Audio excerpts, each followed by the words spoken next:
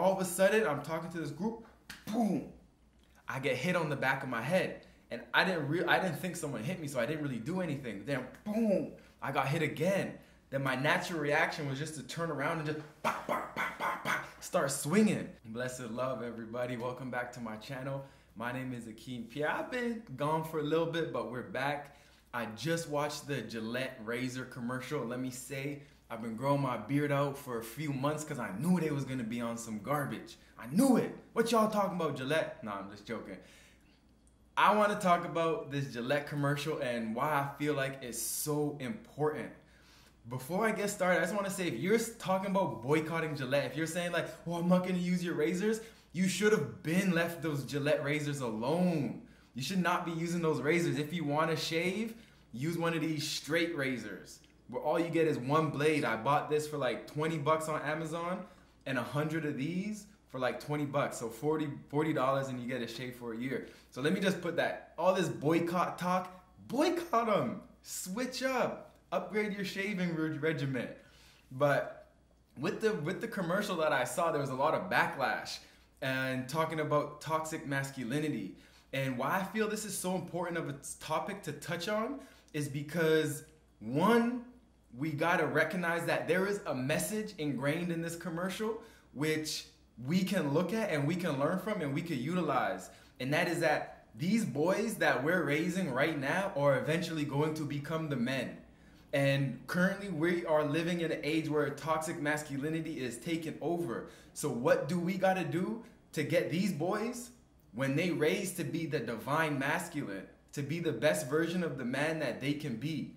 And this is just a classic example, I feel, of toxic masculinity, is we're not attacking the problem head on, right? We have this Gillette commercial that's talking about toxic masculinity, which we know is there, which we know is so prevalent, but we don't talk about the toxic masculinity. We're talking about Gillette. Oh, who are you, Gillette? You're just a razor commercial. Oh, you're trying to make all our boys into little men. Like, such horrible comments. And it's just skipping the point that men don't want to face, is that we're dealing with toxic masculinity. Growing up was toxic for me. There was very few examples of what it meant and what it truly meant to be a man, to be a divine masculine. Like, I had like one example in my life. That was my grandpa, and he died when I was in high school, just getting into high school. But I held on to his message. But other than that, growing up, all I would hear is, if I'm hurt from a basketball game, if I'm sore, don't be a little bitch. If I'm don't want to come out because, say, I want to just stay home and just relax. Oh, why you being a pussy? Why you being a little bitch? And it even went to the women. If I had a woman who I thought like she was a good woman and I would just be hanging around her, if I wasn't making any moves to try to sexually engage with her, then she's gonna be like, oh, he's gay, right? And where is this coming from? What is that? That's toxic masculinity in its highest form. And what does that lead to?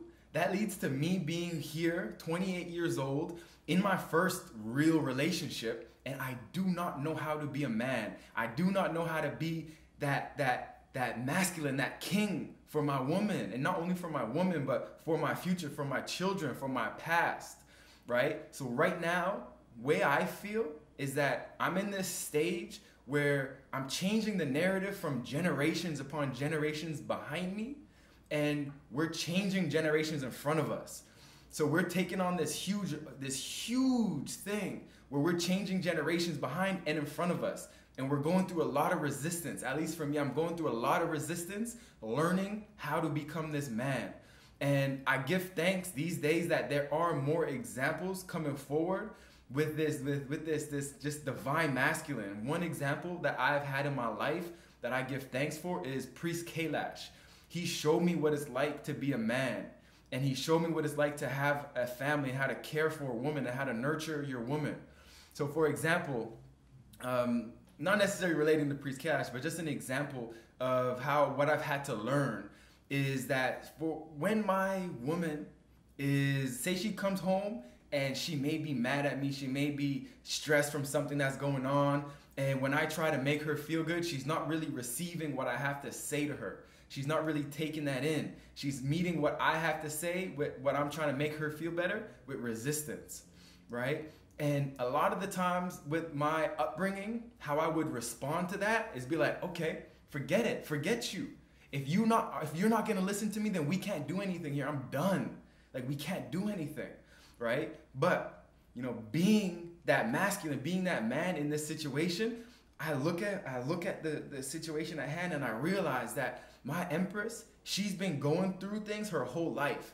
And she has maybe met like 5 other men, including her father, who would tell her things that I would tell her to try to make her feel better. And it ended off with her being hurt.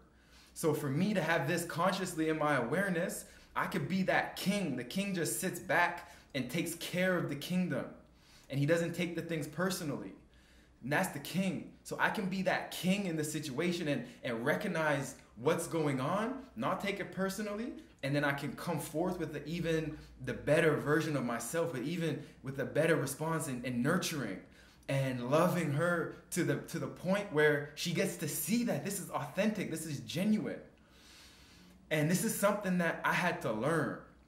This is not something that I was taught growing up. How to deal with your woman in a relationship, horrible. I had no lessons.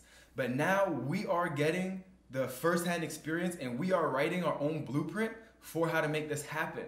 And when a commercial like Gillette comes out and it's talking about toxic masculinity and you see this huge backlash that it's getting, it's just the perfect example of where we're at right now. We're not ready to face ourselves. As a man, so many times, as I'm moving through this transition in my relationship, as I'm learning how to be a man, I have to look at myself in the mirror and say, are you being a man right now? Are you being yourself? And are you being your highest expression right now? Because being a man and this divine masculinity, it doesn't mean like you have testicles. It doesn't mean you have balls. So when they say like, oh, Gillette's trying to raise men with no balls, it doesn't mean that. Masculinity, that energy, that divine masculine energy is in male and it's in females. As Savant Beaumar like to say, it's behind the eyes. This isn't something that you can't see.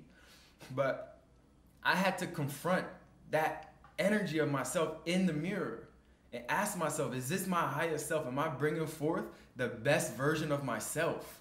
And sometimes I have to look at myself and say, no, you're not living up to your capabilities. You're not doing what you should be doing. You are not rising to the occasion. And that's something that's hard because we had to break down. I had to break down. Like, it hurts to say that stuff to yourself, to realize that you are not being your highest version, and to be able to tell yourself that in the mirror. We don't want to do that. So what do? We just pass it on. We're the cowardly lion, where we're not attacking the problem head on. We're gossiping. You know, we're avoiding, and we're deflecting so it doesn't come on to us. When we see this commercial, can we see of how am I embodying the toxic masculinity? How am I allowing this to happen even more? How am I, we could bring it to ourselves, but we don't want to bring it to ourselves. We want to put it on everyone else. And that's what I feel is a huge issue. And I give thanks for this commercial and just the ability to have this come forward, because this is something that's been so powerful for me as I've been in this relationship. And me and my Empress, we're now flying. We got our seat on the ship and we're going somewhere. And it's a beautiful thing. But I feel like us men and just us as a society, we have to look at the role of the masculine and what we're expecting of the masculine, of what kind of standards of our language around the masculine. What is that? And I'll leave with a little bit of a story for y'all. I lived in Colombia for a year. And when I was in Colombia, nothing really happened to me except one night I was out partying and it was out at the street. It was like 3 a.m. and just a group of people were outside for like half an hour by now, just chilling out. And all of a sudden, I'm talking to this group, boom, I get hit on the back of my head. And I didn't think someone hit me, so I didn't really do anything. Then boom, I got hit again. Then my natural reaction was just to turn around and just start swinging. And then people separated us. And when they separated us, I didn't have any like anger, any malicious intent in me. I was just in Spanish. I was saying like, yo, y'all crazy. What the heck y'all doing? This is how you operate? This is how you do the things? Y'all weak. Like, what? Y'all crazy, right? And my friend who I was with there that night, he's like, yo, how did you not get so angry? How did you not like outrage and spaz out on them and want to fight them? And, you know, I sat with that question. And with my journal later on that night, I asked myself, did that make me less of a man because I didn't fight back and I didn't inflict equal pain onto the people who inflicted pain upon me? Was I wrong for not fighting back? And what I came to is, no, it's not wrong. It didn't make me any less of a man. It actually made me more of a man because I was able to look at the situation at hand and give my best response. Not the response that society thinks is going to make me a man or that my programming thinks is going to make me a man. I was able to look at the situation and respond to it in a way that is going to be what I felt most beneficial for everybody involved, including myself. So that led me to when I was going into Buddhist teachings at this time, it's just the difference between responding and reacting. And I responded. I wasn't reacting from my old programming, from my past, from my past traumas. And this is how we're able to move forward. And this is how we're able to develop and grow, is to not move from those ingrained programs that have us repeating the same behaviors, but to look at the situation at hand. This was instantly too. It's not something that I thought about. Instantly look at the situation at hand, be like, nah, this doesn't deserve my energy. This doesn't deserve my energy, so I'm not gonna give him my energy. That is what, for me, that's a man. That's that divine masculinity. That's the king taking care of his kingdom and putting his pride aside and making sure that the kingdom's all right and knowing that I'm all right with my decision. If I'm all right with my decision, that's all that matters. That's blessed. So when we look at, is toxic masculinity something that is taken over in our society? Yes, it is. Is this some work that we have to be doing? Yes, it is. Am I grateful? Am I so honored to be doing this work? Yes, I am. So I call all the men out there, all the women out there, let's do the work. Let's put that work in. We're changing generations. We're changing the narrative, right? And just like in the commercial, it's the boys, it's the children that we got to start off with. But we got to be the example. We got to embody what it is that we want to show them before we just talk at them. No, the divine energy is embodying the energy. It's not being able to just talk about it. So let's really work on embodying this energy. Let's really work on becoming, knocking away all that programming, all that negative beliefs, all that self-doubt, all that. Knock it down. It doesn't serve you. We come together right now in 2019. We're coming together. If it's not bringing us together, then no energy. It's getting no energy from me. So let's work on stepping into our power. Let's work on finding out who we are. Let's work on questioning ourselves of, is this the best response in this situation? Or am I just acting out of habit? Am I just acting out of past experiences? That's the only way we're going to be able to change the narrative and change the future. So, you know, that includes journaling. That includes sitting in that silence. Oh, I have my lower self coming just hijacking me with these thoughts. But we got to be able to put that lower self in its place. So we got to get into this mindfulness. We got to get into this man, know thyself. Know thyself, man and woman, know themselves. All right, so give thanks for tuning in, y'all. This is all stuff that we're going to be going into on our retreat in St. Lucia. So we're hosting a retreat May 11th to May 19th. And this is work that me, Honorable Priest Kailash, and the inner trainer Mark Roman, we're both really passionate, and we're really, like, this is what we love. We embody this energy ourselves, and we work with this daily in ourselves.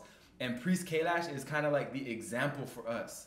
So this is all stuff that we're going to be going into. It's beneficial for both the male and the female. Just as I said, the energy is not male or female. It's embodied in both the male and female. So this is beneficial for both of y'all. If this is a topic that's kind of interested for you all, then, you know, you can check out about the retreat, beyondwellnessretreats.com. Check the link in the bio. And also just the inner trainer, Mark Roman, has some powerful work on this. So I give thanks for y'all for tuning in and just being patient with me as I'm creating all these different projects in the physical. And I haven't been posting that much content. We're coming forward with that content. So just stay tuned and just, you know, keep focusing on making your energy at its highest potential possible, because that's the most important thing. Take care of yourself, nurture yourself. That's the most important thing, y'all. So much love. I give thanks for y'all for joining me, and let's change the narrative, y'all. Let's embody that divine energy.